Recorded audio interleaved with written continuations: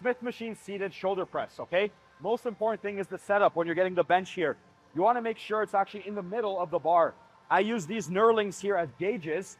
I bring the bench up close. I put my pinky on the knurling and I see from both sides if it's the same distance, okay?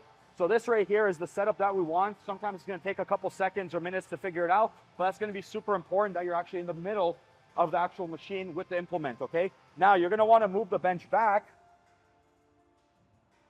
We'll bring this bar up, and this is essentially gonna be our starting point here. Now, the most important thing with the starting point is you're having your head pretty much behind the bar. Otherwise, the bar is gonna come down and graze your nose, and that's not gonna be a fun experience, okay? So, most important thing here as well, core engaged, her back is on the pad, there's no hyperextension going on, right? Core nice and engaged, feet planted. Now, the most important thing here is trying to mimic a 90-degree angle here, okay? This will have those front delts and medial delts lined up with the force, which is the bar. Now, if this is causing any type of pain going wider with your shoulder, you could go a little bit closer and kind of work in that scapular plane, okay, which is perfectly fine. So this is gonna be our setup here.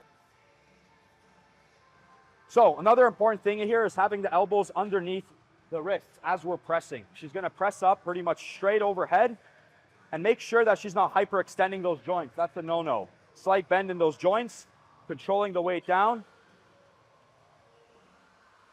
pausing, coming up.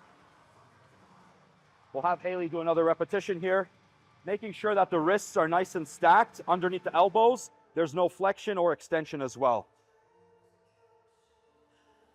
And that is going to be your Smith machine seated barbell press.